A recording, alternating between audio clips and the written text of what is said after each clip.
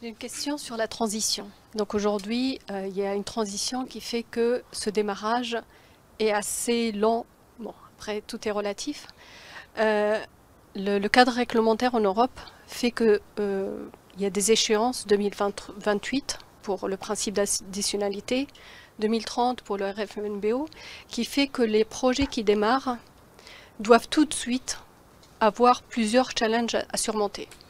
Le challenge technologique et aussi le challenge réglementaire qui rajoute en fait à cette composante de prix, euh, notamment sur l'OPEX, qui vient sur la certification verte à partir de 2030, qui va être très très liée à l'énergie renouvelable. Comment vous voyez ça? Comment vous voyez une façon de faciliter cette transition? Alors, bon, sur toutes les conditions qui sont posées pour pouvoir qualifier l'hydrogène de renouvelable, etc., je crois que malheureusement, la Commission et le Parlement européen n'ont pas fait un excellent travail.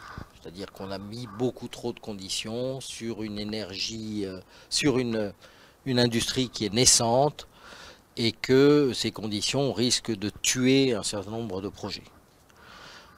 D'autant plus que d'autres zones du monde semblent être beaucoup plus, même si elles évoquent les mêmes concepts, semblent être beaucoup plus détendues dans leur application.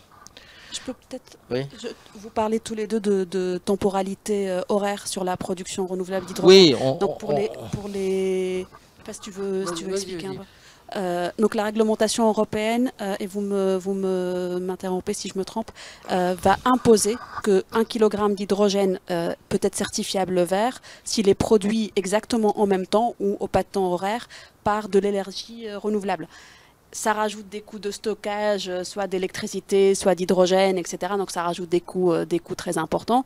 Après, si on prend du point de vue des objectifs de décarbonation, ça nous évite aussi d'aller chercher de l'électricité oui. au charbon dans certains pays, peut-être de l'autre côté de la Méditerranée, pour labelliser l'hydrogène vert.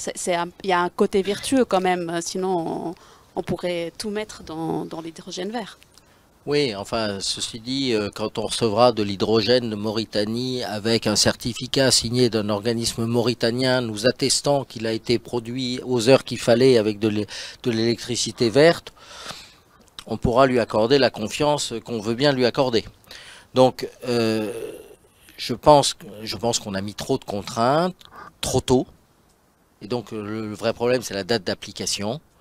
Et que je pense qu'à un moment donné, la raison va prévaloir et qu'on trouvera un consensus pour décaler les dates d'application de ces obligations qui sont excessives. Voilà.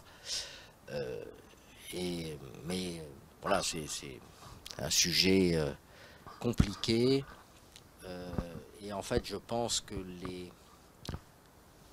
les députés, les membres du Parlement européen écologistes notamment, n'ont pas réalisé qu'en fait, ils se tiraient une balle dans le pied en mettant trop de contraintes trop tôt.